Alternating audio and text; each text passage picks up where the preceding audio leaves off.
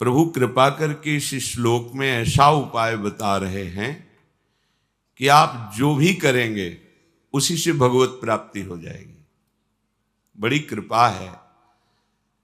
ज्ञान योग, अष्टांग योग, कर्म योग, भक्ति योग, प्रभु विविध प्रकार से आपको परमानंद में डुबोना चाहते हैं। इस माया खेल से आपकी वृत्ति हटे और प्रभु में लगे, इसी उद्देश्य से महापुरुषों ने, संतों ने भगवान की वाणी का रहस्य समझ करके उस परम पद को प्राप्त किया और दूसरों को वो पदवी प्राप्त कराई। बहुत बढ़िया ऐसा सहज उपाय भगवान बता रहे हैं कि आप सहज में भगवत प्राप्त हो सकते हैं, पर इसके लिए आवश्यकता है पवित्र बुद्धि की।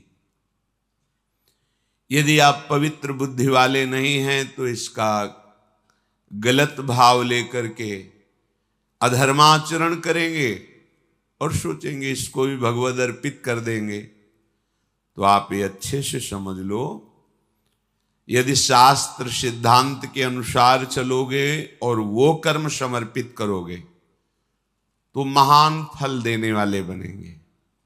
यदि शास्त्र विरुद्ध आचरणों को समर्पित करोगे तो वो भी कई गुना बढ़कर फल देने वाले होंगे। तो अधर्माचरण का फल भोगते भोगते तो हम निकल नहीं पाए, और उन्हीं अधर्माचरणों को यदि प्रभु को समर्पित करेंगे तो कई गुना बढ़कर मिलेंगे। तो कब हम भोग पाएंगे, कितना भोग पाएंगे?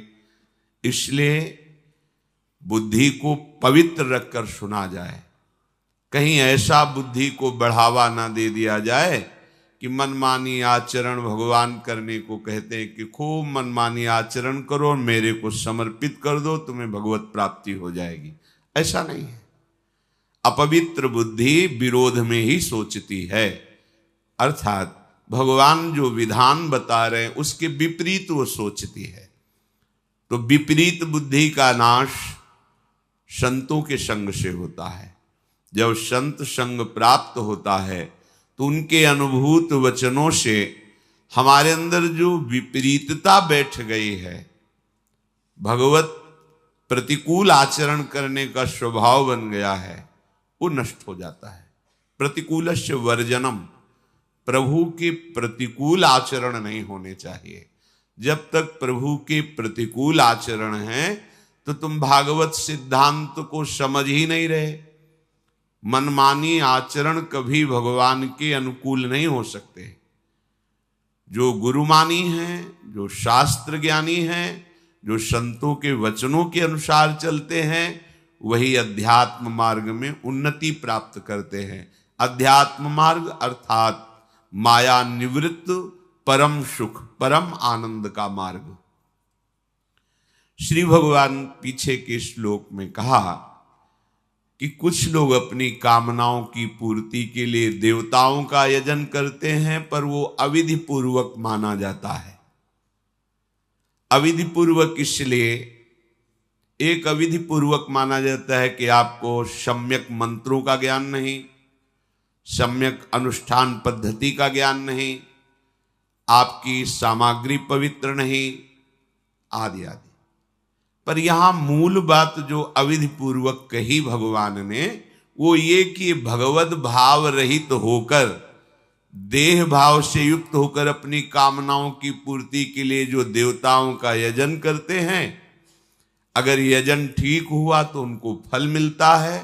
फल देह भाव से आराधना करने पर कोई न कोई लोक लोकांतर का सुख होता है।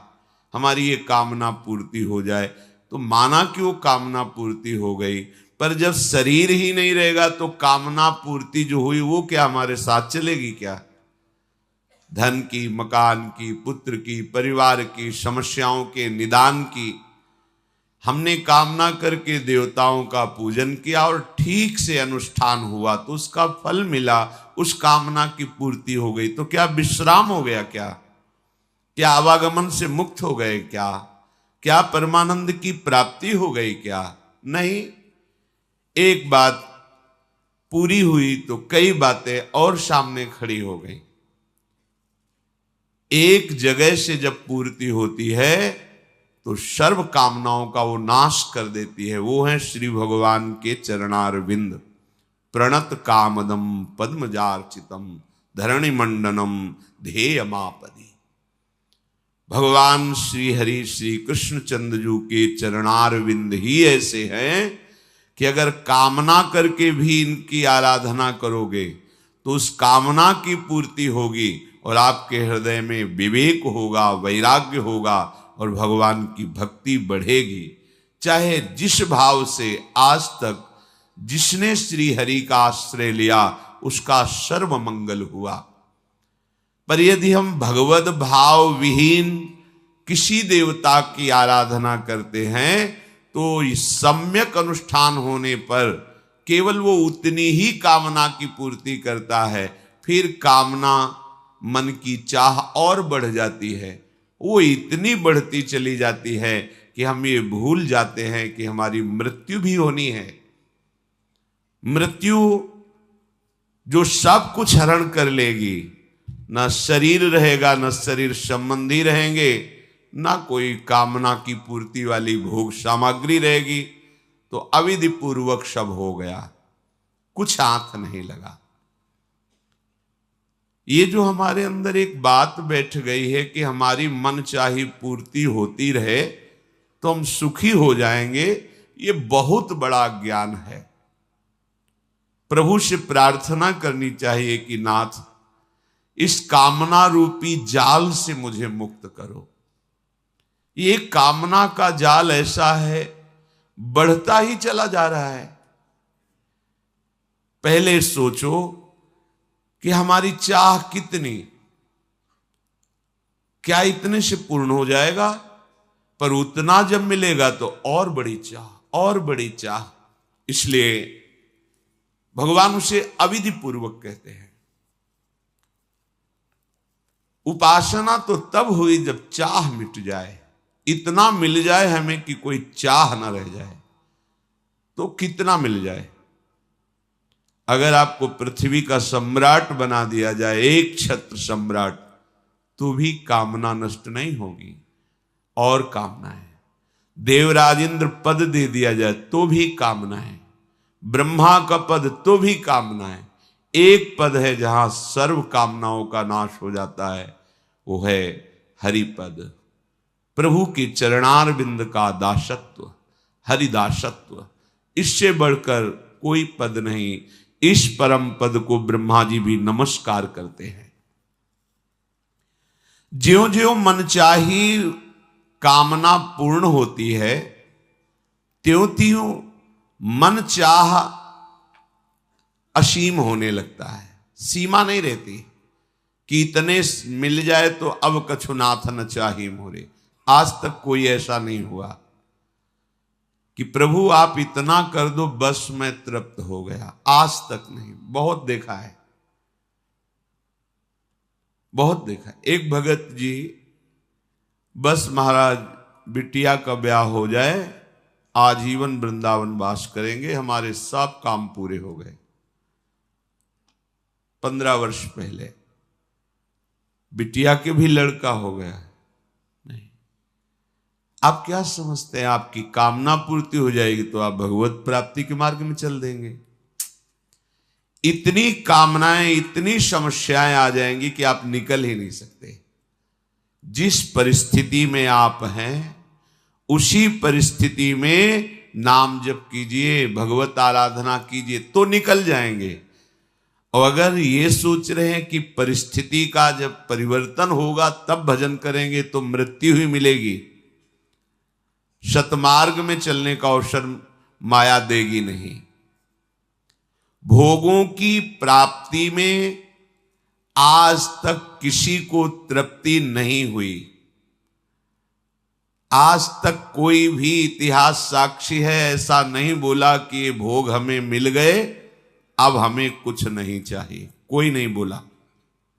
अगर कोई ऐसा बोला है कि अब कछु नाथ न चाहिए मोरे, तो वही बोला है जिसे भगवान के चरण मिल गए हैं, दूसरा नहीं। वो तो बहुत ऊंची बात बोले हैं। न पारमेष्ठ्यम न महेंद्र धिष्णम।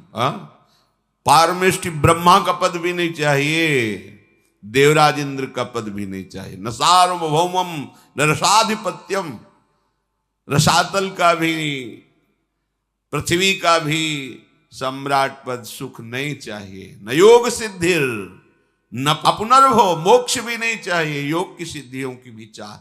ये केवल वही बोल पाया जो भगवान का भजन करके भगवान के चरणारविंद में प्रेम प्राप्त कर लिया। दूसरा आज तक कहीं पूरे इतिहास में, पूरे ग्रंथों में एक व्यक्ति नहीं मिला कि वो कह दे कि अब कछु नाथ न चाहिए मोरे। जब कोई गरीब 1 लाख रुपया का लाभ मिलने लगता है तो करोड़ की चाह में बावरा हो जाता है। जब करोड़ मिलने लगते हैं तो अरबों की चाह आ जाती है। जब अरबों का धन आ जाता है तो वो भारत का सबसे बड़ा धनी बनना चाहता है। जब भारत का सबसे बड़ा धनी बन जाए तो विदेशों के धनियों पर नजर होती। बड़ा विचित्र माया का खेल। कहीं विश्राम नहीं मिल सकता कामनाओं की पूर्ति से। संसार के समस्त सुख भोग समृद्धि वैभव पाकर के भी, ध्यान दीजिए ये महापुरुषों के वचन हैं, विश्वास करके इन वचनों पर अनुभव करने के लिए मत कूदो। ये अनुभव का देश नहीं है संसार। आज तक कोई अनुभव नहीं कर पाया। स्वप्न के लड्डू पा करके कोई अनुभव नहीं कर पाया। ये भूत के लड्डू हैं, खाओ तो जलो और ना खाओ तो जलो। खाने पर कभी तृप्ति नहीं, ना खाने पर कामना जला रही है। थोड़ी देर कामना से जल लो और भजन करो तो फिर शांत हो जाएगी। और अगर अनुभव करने के लिए कूदे तो अशांति ही अशांति, जलन ही जलन है। तो बिना अनुभव के कैसे त्याग करें? महापुरुषों के वचन। इसीलिए श्रद्धा और विश्वास अध्यात्म की नींव है। भगवत प्रेमी महात्माओं पर श्रद्धा करके उनके बताए हुए उपदेश पर विश्वास करके इस मार्ग में चला जाता है। अनुभव के लिए नहीं कूदा जाता भोगों में कि अनुभव कर ले फिर हम भी वैराग्य धारण कर लेंगे। अनंत जन्मों से उन्हीं को भोगते रहे, क्या अनुभव हाथ लगा? माया की एक चाल है, हर भोग के अनुभव को 1 सेकंड में धूल डाल के मिटाल देना और फिर नई चाह पैदा कर देना। ऐसा लगता है मैं पहली बार ये पा रहा हूं, पहली बार ये भोग रहा हूं। संसार के समस्त सुख, समस्त भोग, समस्त समृद्धि वैभव एक पुरुष को दे दिया जाए तो भी वो तृप्त नहीं हो सकता। ये महापुरुषों का अनुभव है। आप सोचते हैं हमें ये मिल जाए, ये मिल जाए, मिल जाए, हम तृप्त हो जाएंगे। यहां समस्त वैभव, समस्त भोग आपको तृप्त नहीं कर सकते क्योंकि है ही नहीं। मृग तृष्णा के जल से आज तक किसी की प्यास नहीं बुझी क्योंकि वहां जल है ही नहीं। दुखालय के भोगों से कभी सुखी नहीं हो सकते क्योंकि है ही नहीं। आपको लग रहा है क्योंकि आपकी दृष्टि खराब है, आपका चिंतन खराब है। इसलिए चाहे सम्राट बन जाओ, चाहे इंद्र बन जाओ। देखो कई बार सत्संग में कहा है, देवराज इंद्र का पद ऐसा है, त्रिभुवन उनको नमस्कार करता है। त्रिभुवन के स्वामी हैं। अप्सराएं ऐसी ऐसी हैं जिनको देख करके मुनियों के मन में भी क्षोभ पैदा हो जाए। वो देवराज इंद्र एक साधारण कामी पुरुष की तरह एक महात्मा की, एक ऋषि की आश्रम में जाकर अपवित्र वृत्ति करता है। गौतम ऋषि के आश्रम में जाकर परम पवित्र पातिव्रत धारण करने वाली अहिल्या जी के प्रति गौतम ऋषि का रूप धारण करके, बस हम इतना ही संकेत करते हैं। अगर उसको ऐसा वैभव प्राप्त है, भगवत स्वरूप ही हैं, सब लीला करके बता रहे हैं, तो आप बोलो जिन अप्सराओं को देखकर मुनियों के मन में क्षोभ हो जाता है, उनका वो स्वामी है।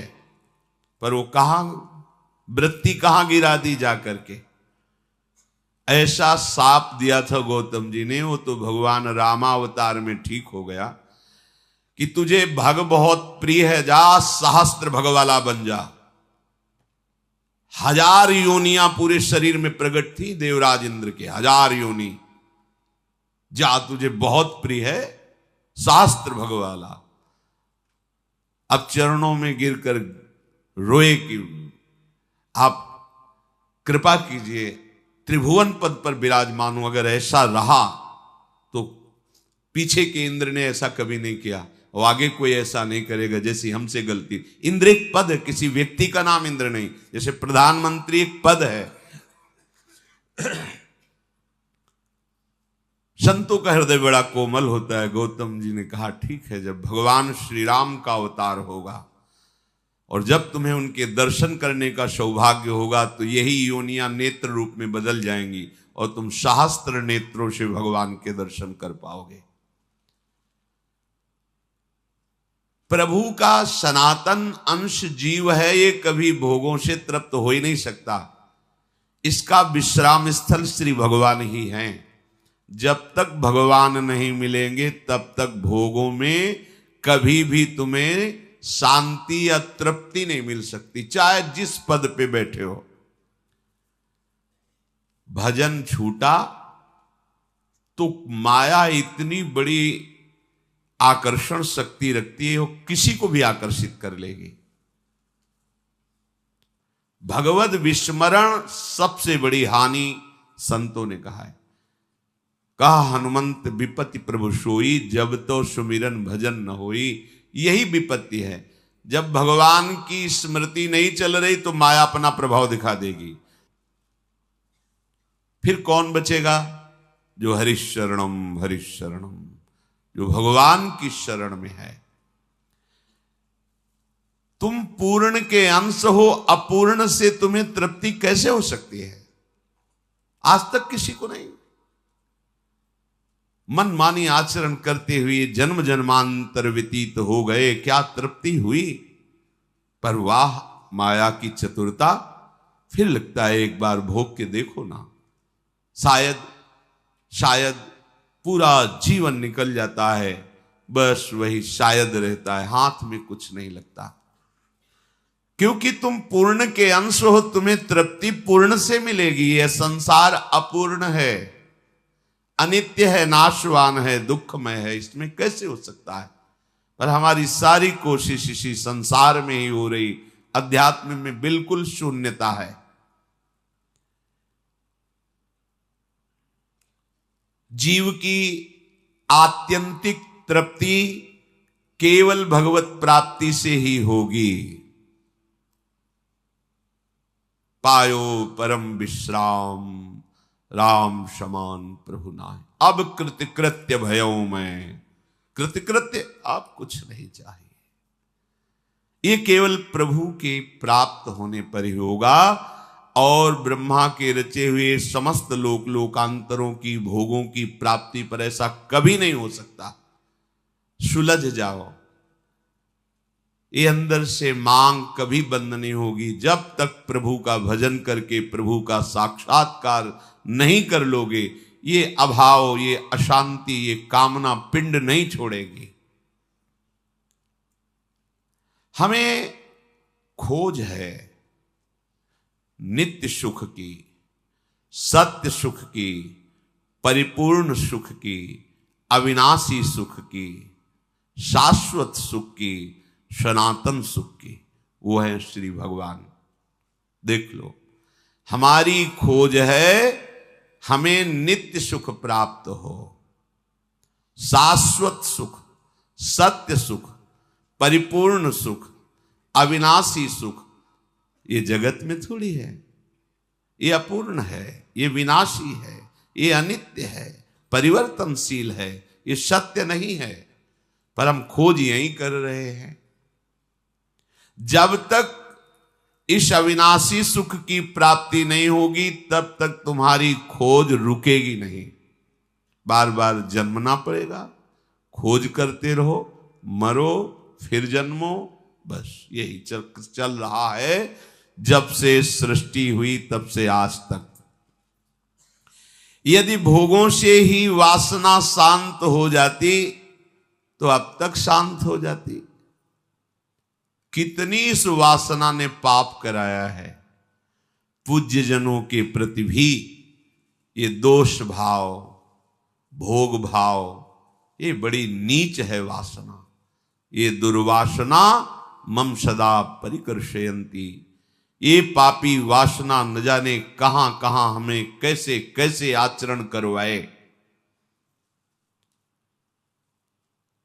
जीव के लिए वासना के त्याग में ही शांति है, भोग में नहीं। पर ये समझ में सिद्धांत नहीं आता। हमारी जो बुद्धि है हमें यही प्रेरित करती रहती है कि भोगों में सुख है, ये खा लें, ये देख लें, ये सूंघ लें, ये छू लें, ये भोग लें, इतना ही जीवन का उद्देश्य है। पढ़ लिख के नौकरी करें, खूब रुपया कमाएं, बढ़िया ब्याह हो जाए, बढ़िया मकान मिले, बढ़िया लड़का बच्चा हो जाए, यही हमारी सिद्धि है। लेकिन परिणाम नहीं सोच रहे कि एक परिणाम आएगा, झटके में सब कुछ खत्म हो जाएगा, केवल आप बचेंगे और आपकी अकेले फिर यात्रा शुरू हो जाएगी। ये क्या नाटक चल रहा है। पूरा जीवन 50 वर्ष 80 वर्ष समेटते हुए 1 मिनट में सब छीन लिया गया, फिर अकेले चलो। कभी थोड़ा विचार करो। जीव के लिए इन अपूर्ण वस्तुओं की प्राप्ति और उनमें आसक्ति यही भगवत प्राप्ति में बाधा है, यही बाधा है। असत में सद्बुद्धि हो गई, अनित्य में नित्य बुद्धि हो गई, दुख में सुख बुद्धि हो गई, अपवित्र में पवित्र बुद्धि हो गई। कितनी भारी अविद्या का लक्षण है। देखो, ये शरीर स्वाभाविक अपवित्र है।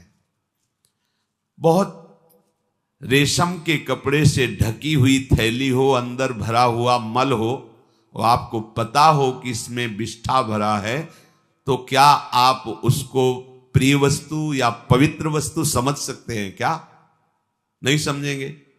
पर आप रोज देखते हैं यही मलाशय है, मूत्राशय मलाशय, मतलब थैली है, मल भरा है, मूत्र भरा है, ऊपर से चिकना चमड़ा है तो अपवित्र ही। कितनी बार नहाऊं, ऊपर से थैली को धोने से पवित्रता नहीं आ जाएगी, मल भरा हुआ है। और सुखों की खोज का प्रधान विषय मल द्वार ही है। देखो माया का कैसा घृणित खेल है। आप ही जब शौच में जाते हैं, उन अंगों को पवित्र करने की चेष्टा करते हैं, फिर हाथ को कई बार साबुन से रज से धोते हैं। आप खुद मानते हैं कि वो स्थान इतने अपवित्र हैं, और आप उनमें इतने आसक्त हैं कि जीवन का परम सुख वहीं समझ लिए। देखो देखो अविद्या का प्रभाव देखो कैसा गिराता है जीव को। अपवित्र में पवित्र बुद्धि, ये सब अविद्या का खेल, माया का खेल, कुछ नहीं, भ्रम। बस जासु कृपा सब भ्रम मिट जाई, गिरजा सोई कृपालु रघुराई। नाथ जीव तव माया मोहा, तब निस्तरहि। श्री गोस्वामी तुलसीदास जी कह रहे हैं, ये इसका निस्तार तभी हो सकता है जब आप दुलार करें, आप प्यार करें उसे, आप घसीट ले तो आ सकता है। सो निस्तरी तुम्हारी छोहा, तुम्हारे दुलार से। नाथ विषय हरिली निश ज्ञाना, ये विषय हमारे ज्ञान का अपहरण कर लिया। कैसी नादानी स्थिति है। बाहर कोई मल को छुए तो हमें घृणा होती है, और जहां से हम निकले हैं वही द्वार हैं, इन्हीं द्वारों से निकले, फिर वही रति करके फिर वही जाने का हम विधान रच रहे। थोड़ी बुद्धि क्या है, विचार करके देखो। जब विचार है ही नहीं तो पशुवत आचरण है नहीं, तो विचार करोगे तो वमन के समान घृणास्पद भोग हो जाएंगे। रमा विलास राम अनुरागी तजत बमन, यही तो हमारे जीवन में सबसे बड़ी बाधा पैदा कर रहे हैं। भगवत मार्ग के पथिक हैं, पर हृदय में आकर्षण होता है कि ये भोग सुखद है, ये भोग सुखद है, और हम जहां गलती कर देते हैं तो अपने मार्ग से उतर जाते हैं, फिर मार्ग का पता ही नहीं चलता। ये मार्ग ऐसा दिव्य है कि यदि आप विधि के अनुसार नहीं चलेंगे, गुरु आज्ञा के अनुसार, तो मार्ग अंतर ध्यान हो जाएगा, ढूंढने पर भी पता नहीं चलेगा। और अगर आप विधान से चलोगे गुरु आज्ञा के, तो सामने आपको दिखाई देगा। ये दिव्य मार्ग है, ये पार्थिव मार्ग नहीं कि रोड बन गया तो इसी पे चलना है। अगर आपने गुरु आज्ञा का उल्लंघन किया तो ये मार्ग ही गायब हो जाएगा, आपको दिखाई ही नहीं देगा, केवल माया जनित मार्ग दिखाई देगा। अगर आप गुरु आज्ञा पर चलोगे तो केवल यही मार्ग सामने रहेगा और सब भ्रमात्मक मार्ग नष्ट हो जाएंगे। ये आंतरिक बात कह रहा हूं। उपासक अध्यात्म में आंतरिक मार्ग पे चलता है, बाहरी रोड पे नहीं। आंतरिक मार्ग उसी के हृदय में प्रकाशित होता है, गुरु आज्ञा का जो पालन कर रहा है, जो शास्त्र आज्ञा के अनुसार चल रहा है, तो अध्यात्म मार्ग सामने होता है। हमारा ये मार्ग है, अपने आप दिखाई देता है, उसी पे चलता है। और जब हम मनमानी आचरण करते हैं तो वो दिव्य मार्ग है अध्यात्म, वो अंतर ध्यान हो जाता है, मार्ग ही नहीं दिखाई दे तो चलोगे कहां? बस इसी पार्थिव संसार में नाटक अध्यात्म का और मार्ग संसार का। वस्तु प्राप्त क्या होगी? संसार। जब असत अपवित्र दुख रूपी इन भोगों को जो बाधा है अध्यात्म की, सच्ची सच्ची देखो, एक अध्यात्म मार्ग वर्णन किया जा रहा है और गुरु कृपा से एक अध्यात्म मार्ग आंतरिक प्रकाशित होता है, अंदर से ये मार्ग है, उसके चित्त का समाधान हो जाता है। अब संशय नहीं रहता कि संसार में सुख है, मान प्रतिष्ठा में सुख है, भोगों में सुख, ऐसा नहीं रहता। वो संसार जैसी चेष्टा करते दिखाई देगा, ये बाहरी है, लेकिन उसका अध्यात्म मार्ग प्रतिपल तय होता रहता है, वो अपने प्रभु के नजदीक पहुंचता रहता है। उपासना सदैव अपने स्वामी के समीप रहता है। हमने वेश रख लिया, थोड़े बारे भगवद आचरण भी कर रहे हैं, लेकिन अपवित्र भोगों में सुख बुद्धि करके उनमें रमण कर रहे हैं, तो अध्यात्म मार्ग नहीं रहेगा, वो अंतर ध्यान हो जाएगा। अब आपकी सारी चेष्टाएं व्यर्थ ही हैं, ये अंदर से समझ लीजिए। अगर आप गुरुवाणी पे चल रहे हैं, शास्त्र सिद्धांत पे चल रहे हैं, तो अध्यात्म मार्ग। और सही बतावे, यदि शुद्ध शरणागति, तो अध्यात्म मार्ग में चलना नहीं होता। वो एक सीढ़ियां देखी जिनमें खड़े हो जाओ, है बनी सीढ़ियां हैं, पर आपको चलना नहीं, बस खड़े हो जाओ, वो आपको पहुंचा दिए। ये है गुरु कृपा मार्ग। दिखाई दे रही सीढ़ियां, पर गुरु कृपा शक्ति से आप जहां पैर रखे, अध्यात्म का मार्ग अपने आप चलकर लक्ष्य तक पहुंच जाएगा, आपको कोई श्रम नहीं करना। और जो विरुद्ध आचरण करता है वो गायब हो जाता है, वो मार्ग ही गायब, अंदर से ही गायब हो जाता है। क्या अध्यात्म में न समझ में आएगा, न समझ में समझाने पर भी आएगा, नहीं आएगा। इसीलिए भगवान ने इशारे में कहा है, भोगेश्वर प्रसक्ता नाम तया प्रहृत चेत शाम व्यवसायत्मिका बुद्धि समाधौ न विधीयते। परमात्म प्राप्त का लक्ष्य ही नहीं बनेगा, मार्ग ही नहीं मिलेगा, यदि तुम भोगों में अपरिहित चित्त वाले हो गए हो। भोग भोगना, भोग संग्रह करना। आज का मनुष्य अविद्या का सहारा लेकर शाश्वत सुख परमानंद प्राप्त करना चाहता है। देख लीजिए, अज्ञान माया का सहारा लेकर परम सुखी होना चाहता है। शरीर स्वस्थ रहे, खूब भोग भोगू, मनमानी हमारी चाह पूर्ण हो, यही हमारा लक्ष्य। देख लो, शरीर में कोई कष्ट ना हो, इंद्रियों का जो भोग जब चाहूं मिल जाए, और मन चाही भोग सामग्री इकट्ठा कर लूं, इतना ही लक्ष्य है प्रत्येक मनुष्य का। अगर कोई इससे ऊपर उठाए तो अध्यात्म मार्ग का पथिक है वो। भला कैसे परमानंद की प्राप्ति होगी अज्ञान से? अज्ञान की निवृत्ति से परमानंद की प्राप्ति है। बड़ा मजाक का विषय बन गया है। पानी में मीन पियासी, मोहि सुन सुन आवे हासी। अगाधानंद सिंधु प्रभु हृदय में विराजमान हैं, उनका मार्ग गुरुजनों ने दे दिया है। खूब सत्संग सुन रहे हैं, पर हमारी चित्त वृत्ति सत्यत्व भाव भोगों में ही किए हुए, ये बड़ा हंसी का खेल है। अब अगर आप सही मार्ग में चलोगे तो एक तमाशा हमने देखा, कुआं में लग गई आग, पानी पानी सब जला और मछली खेले भाग। संतों का है एक तमाशा मैंने दे। जब गुरु कृपा हुई, अध्यात्म का प्रकाश हुआ, तो जितना विषय रस है सब जल गया। जिसमें हमारा मन मछली बना खेल रहा था, सब विषय रस जल गया। शब्द स्पर्श रूप रस गंध। अब वो मन भगवदाकार हो गया। भला पानी जल जाने के बाद मछली फाग आनंद कैसे बना सकती? अब असली आनंद। तो एक तमाशा हमने देखा, कुआं में लग गई आग, पानी पानी सब जला और मछली खेले फाग। ये परमानंद। अब तो मन परमानंद में निमग्न हो गया, क्योंकि विषय रस भस्म हो गया ज्ञानाग्नि से।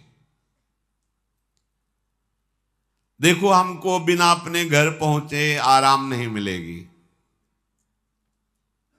हमारा घर है वृंदावन धाम, प्रिया प्रीतम हमारे घर के मालिक हैं, समस्त प्रेमी जन हमारे परिवार के जन हैं। यही शाश्वत घर है, यही शाश्वत परिवार है। जब तक भटकना है भटक लो, विश्राम स्थल यही है, श्री वृंदावन विश्राम। इस घर में आने की जो राह है, उसके आसपास ऐसी लुभावनी वस्तु रखी गई है कि आप घर की तरफ से पीठ करके उन वस्तुओं की तरफ चल दें। देखो, ये अध्यात्म मार्ग है, बहुत समझना होगा। आर्मी के एक जवान को जब पुष्ट करना होता है, तो चढ़ाई में चढ़ना है तो वजन हल्का करना चाहिए ना, और वजन बढ़ा दिया जाता है। 2 किलो 5 किलो 3 किलो, ये ऐसे ऐसे ऐसे, और राइफल और इतना खान पान सामग्री, पूरा बिस्तर, जल, सब पूरी व्यवस्था फिट। 10 दिन के लिए पूरी सामग्री उसकी पीठ पे लदी हुई, और चढ़ना का है पहाड़ पे। जबकि और हल्का कर देना चाहिए चढ़ाई का समय। नहीं, कमजोर नहीं रखना अपने जवान को। ऐसे ही श्री भगवान कहते, जिस पर मैं कृपा करता हूं सर्वस्व नाश कर देता हूं। बंधु विच्छेदम, परिवार उसके प्रति नफरत करने लगता है। जीवितम कष्टेन सा कष्टेन जीवितम, वो बड़े कष्ट से जीवित रहता है। सुन के डर जाओगे, सुन के डर जाओगे कि अरे भगवान कृष्ण की कृपा का ये फल है, ये तो हमें बिल्कुल नहीं चाहिए। और इसमें गूढ़ बात है, ये भयावह करके परमानंद की बात श्री भगवान के हैं। जैसे बनचंद महाप्रभु जब राधा वल्लभ लाल जी का मंदिर बनने का था, तो बहुत से धनी मानी तैयार हुए, तो उनका जो राधा वल्लभ लाल जी का मंदिर बनवाएगा वो मर जाएगा। अब आगे आओ, कौन बनवाएगा? कोई नहीं। सुंदर दास जी ने जब सुना तो उन्होंने विचार किया कि प्रभु के मंदिर बनवाने वाला मर जाएगा, जरूर इसमें कोई रहस्य है, जरूर कोई इसमें आंतरिक रहस्य है। वो आगे आए और बनचंद महाप्रभु के चरण पकड़े और कहा, प्रभु ये सेवा मुझे दीजिए। बोले, पता है तुम्हें, जो मंदिर बनवाएगा वो मर जाएगा। बोले, प्रभु तैयार हो, वैसे ही मरना है, प्रभु के लिए मरना क्या, तैयार हो, ठीक, करो सेवा। पर प्रभु एक इच्छा है, एक बार मंदिर बन जाए और 1 साल राधा वल्लभ जी के पूरे उत्सव देख लूं, फिर मर जाऊं तो मुस्कुरा दिए, बोले ठीक है, ऐसा ठीक है। मंदिर बना, 1 साल उत्सव हुए और श्री जी के सामने बनी वृषभानु नंदनी आज, भूषण वसन विविध पहिरेतन, पिय मोहनित साज। ये समाज में पद हो रहा है और आप निकुंज पधार रहे। शब्द क्या था? मर जाओगे। आंतरिक फल क्या था? जो मंदिर बनवाएगा सीधे निकुंज जाएगा, तो लाखों के नंबर लग जाते। बात वही है, लाखों तैयार हो जाते, केवल मंदिर बनवाने से निकुंज की प्राप्ति। प्रभु मेरा धन, मेरा धन, लेकिन मर जाओगे, पीछे हट गए। समझ रहे हो ना? महान वस्तु को भयावह में छुपाया गया है। भगवान कह रहे जो मेरा अनन्य भक्त होता है और मैं जिस पर कृपा करता हूं उसका सर्वनाश कर देता हूं। सुन के ही भय लगता है। दूसरी बंधु विच्छेदम, परिवार का कोई प्यार नहीं कर सकता उसे, ये मैं रचना रचूंगा। सा कष्टेन जीवितम, कष्ट पूर्वक जीवन जिएगा, मरेगा भी नहीं, कष्ट पूर्वक जिएगा। अब लगता है कि प्रभु ऐसी कृपा आप मत करो, ऐसी कृपा। अब इसका आंतरिक भाव, जितने अमंगल, जितनी कामनाएं जो हमें आज तक संसार में दंड देती रही, अहम तो हम सर्व पापेभ्यो, सर्वनाश कर देता हूं। किसका? अहम तो हम सर्व पापेभ्यो मोक्षयिष्यामि मां शुचा, सर्वनाश कर देता हूं उनका जो मेरे शरणागत को स्वप्न में भी दुख देने की बात सोचे, चाहे वो कर्म हो या कोई भी हो। अगर ऐसे तो हृदय उत्साहित होता है ना, जब कह रहे हैं उसका सर्वनाश कर देता हूं तो घबरा जाते ना कि ऐसा। बंधु विच्छेदम, क्या? भाई, माता, पिता, परिवार, उसका मैं बन जाता हूं, मैं उसका भाई बन जाता हूं, मैं उसका दोस्त बन जाता हूं,